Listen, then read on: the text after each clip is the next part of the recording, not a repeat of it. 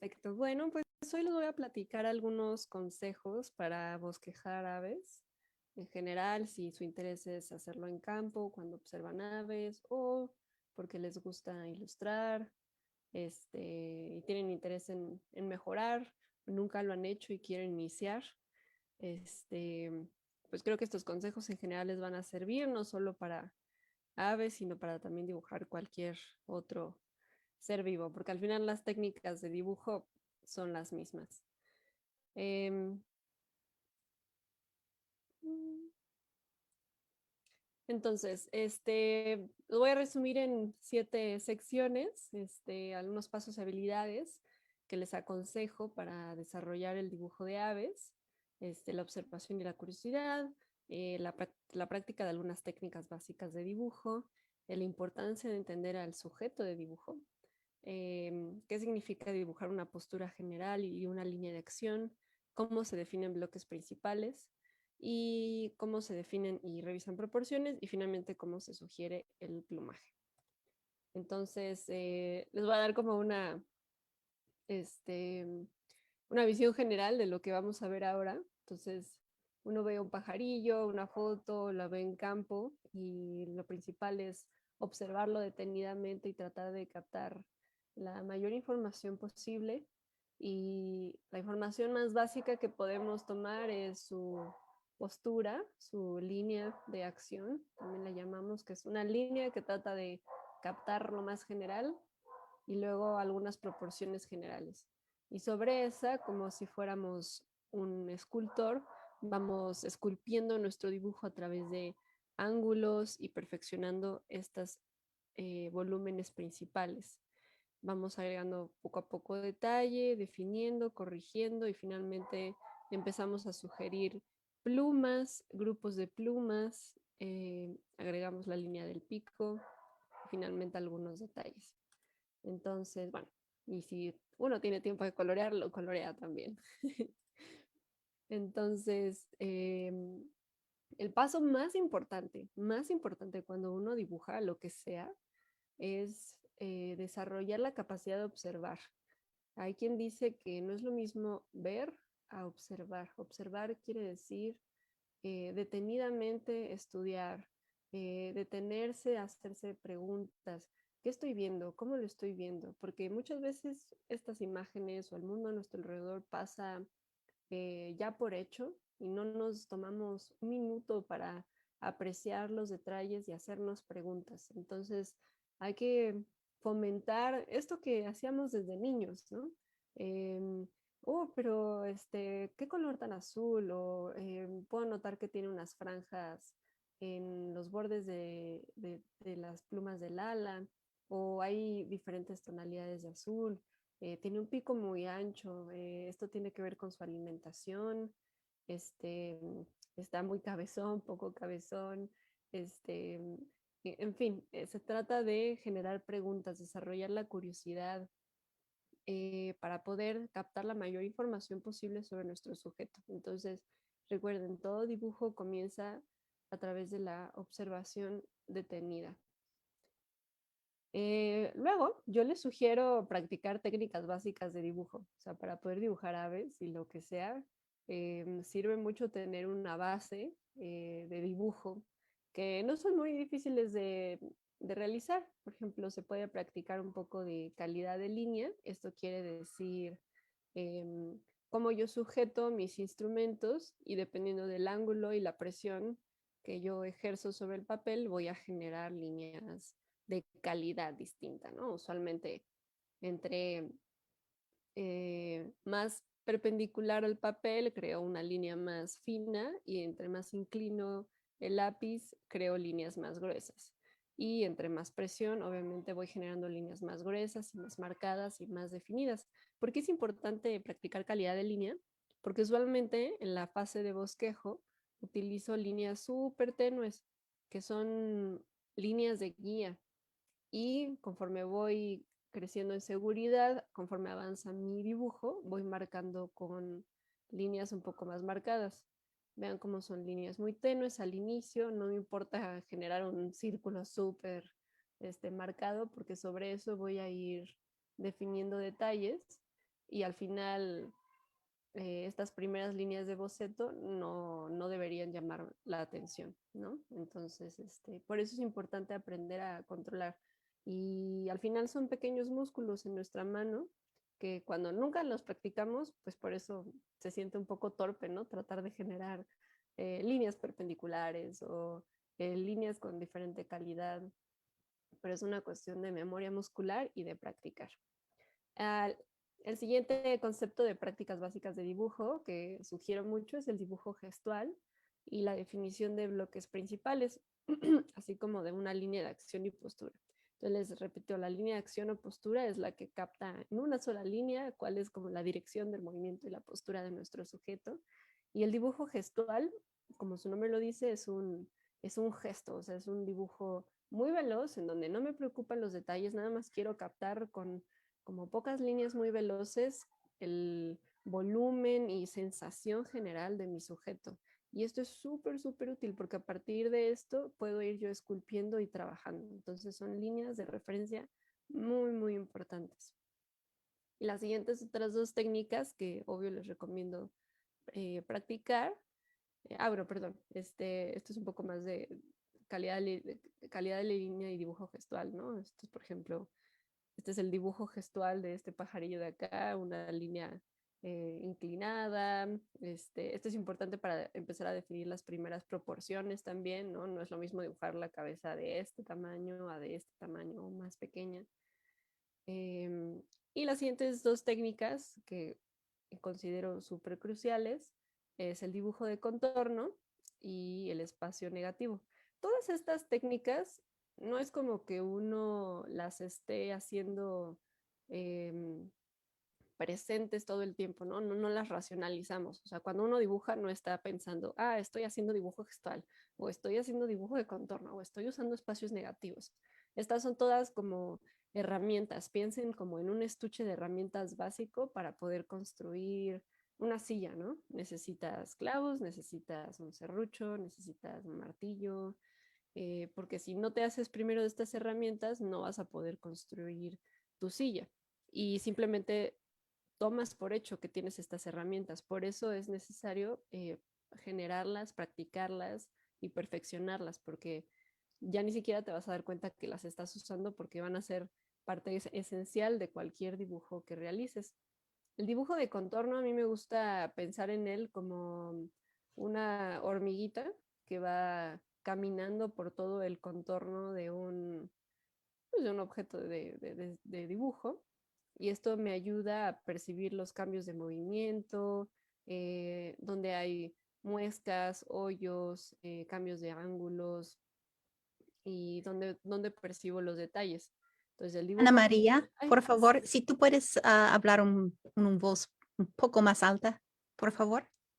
sí, Ah, claro. Ay, excelente. Gracias. sí, ay, me extraña que esté tan bajo. Eh, no sé si se puede, si hay opción de subir el volumen. Un segundo. Am, ¿Mejora? Sí, mucho. Perfecto. Muy bien. Ok. Este, espero se haya escuchado un poco, entendido lo anterior. Si no, díganme y hago un breve resumen.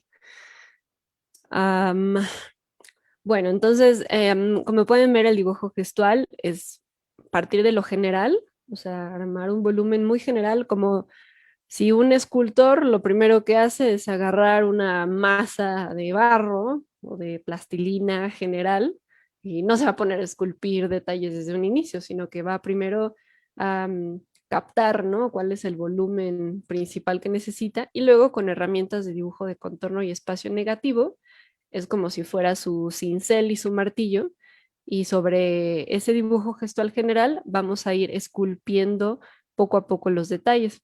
El espacio negativo es muy útil porque nos permite fijarnos en lo que no es el sujeto. Por ejemplo, es mucho más fácil identificar este espacio dentro del pico como un pequeño rectángulo a tratar de dibujar el pico per se, porque esta es una figura mucho más sencilla de replicar. Lo mismo aquí, ¿no? Esta es una especie como de triángulo, aquí hay otro triángulo con un ángulo de 90 grados. Entonces, este tipo de ángulos y figuras, como son más sencillas y no hay un detalle adentro que me distraiga, son más fáciles de replicar. El tercer consejo y tip que yo les doy para mejorar el dibujo y bosquejo en campo es entender un poco a sus sujetos.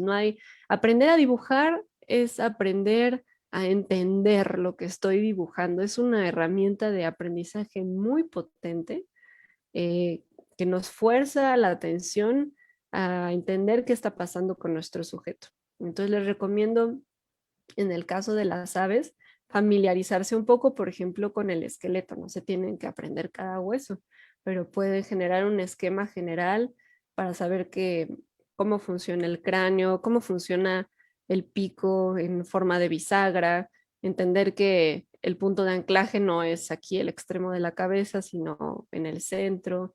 Entender que tienen un cuello muy largo, las patas muy largas, pero buena parte de las patas está oculto por las plumas, eh, entender el ala, los huesos del ala, la inserción de las plumas. Les repito, no tiene que ser algo anatómicamente súper complejo, pero entender al menos las bases este, para poder entender cómo se mueve, ¿no? Mi sujeto, para entender qué hay debajo de todas estas plumas. Y esto nos va a permitir mucha versatilidad. Por ejemplo, si nuestro sujeto está cambiando de posición, pues yo puedo siempre volver a este modelo de esqueleto dinámico en mi cabeza y poder modificarlo a mi gusto. Por ejemplo, esta es una guía que hice para dibujar rapaces, en donde me encargué de familiarizarme de nuevo del esqueleto principal, de cómo funcionaba el ala, entender que había plumas primarias, secundarias y terciarias y cómo estas lucían, cómo tienen formas diferentes. Las patas, por ejemplo, cuántos segmentos tiene cada uno de los dedos, tienen 3 dedos, el de atrás siempre es recto, por lo tanto sería incorrecto dibujarlo con más divisiones, que el punto de anclaje de la cola es igual, no en el extremo, sino más adentro del cuerpo, porque todo esto está cubierto por plumas. Entonces, entre más entendamos la anatomía de nuestro sujeto, más rápidamente podremos bosquejar. Entonces, de nuevo, volviendo un poco a la postura general, línea de acción, les repito, son líneas que captan la esencia de nuestro sujeto de estudio. Bueno, a lo largo de esta presentación, nuestra, nuestra estrella ha sido la Passerina Kerulia. Aquí viene la referencia de las fotos. Entonces, una línea general que define mi postura, luego un dibujo gestual que define mis bloques principales, o sea, mi masa para esculpir general. Luego, a través de las herramientas de dibujo que les mencioné, uno va esculpiendo los principales ángulos, el resto de elementos como pico y ala, pero como pueden ver es súper sencillo. Aquí no me preocupo por los detalles, porque si empiezo a detallar desde un inicio es posible que pierda eh, visión del dibujo en general y acabe desproporcionada mi ave. Este es un buen momento para revisar proporciones, entonces uno puede comparar, por ejemplo, la distancia del pico con respecto a toda la cabeza, la distancia del pico y del ojo, entender que el ojo queda sobre la línea del pico, porque muchas veces tendemos a subirlo mucho, la proporción de la cabeza con respecto a todo el cuerpo, proporción del ala contra la cola, y esto es importante porque incluso para muchas especies, estos caracteres son importantes para diferenciarlos unos de otros, ¿no? Hay unos mosqueros, por ejemplo, que tienen la proyección primaria, que es qué tan lejos se proyecta la pluma primaria más larga con respecto al largo de la cola, ¿no? Y eso cambia totalmente la apariencia del ave. Y por supuesto, qué proporción de el tarso, esta parte de la patita del ave, queda expuesto, ¿no?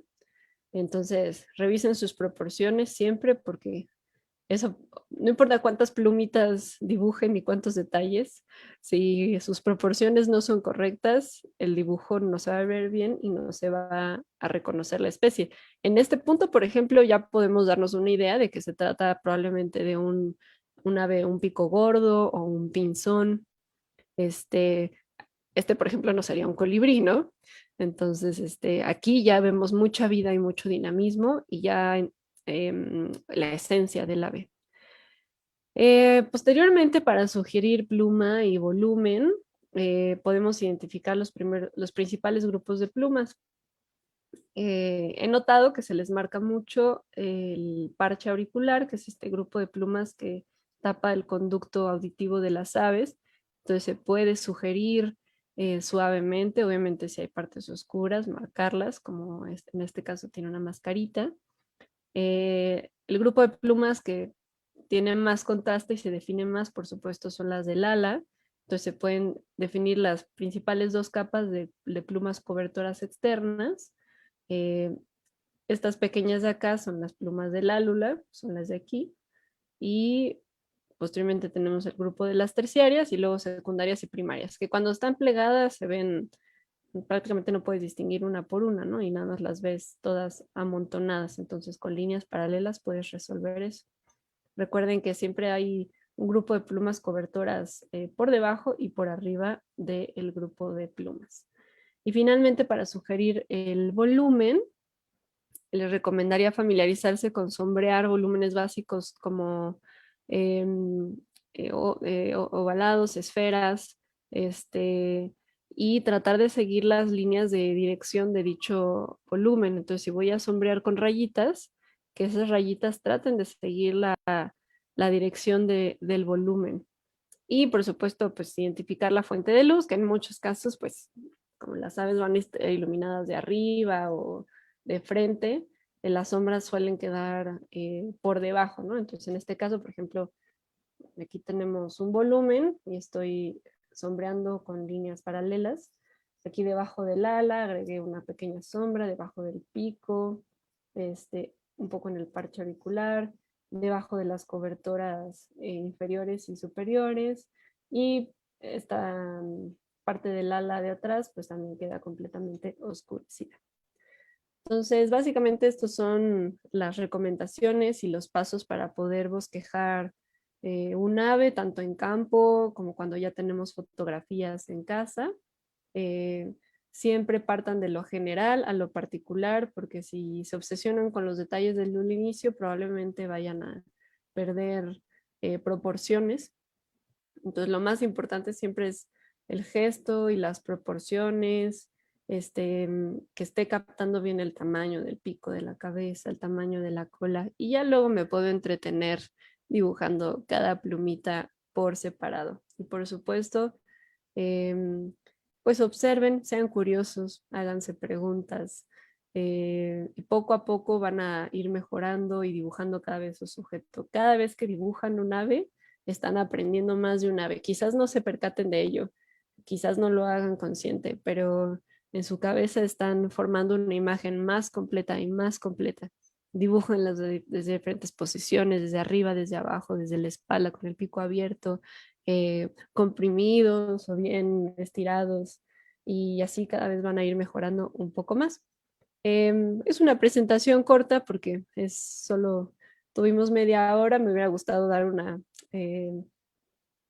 pues una representación en vivo de cómo se hace, pero espero haya sido de su agrado, espero estos consejos y tips les sean útiles para poder bosquejar aves más adelante. Muchas gracias.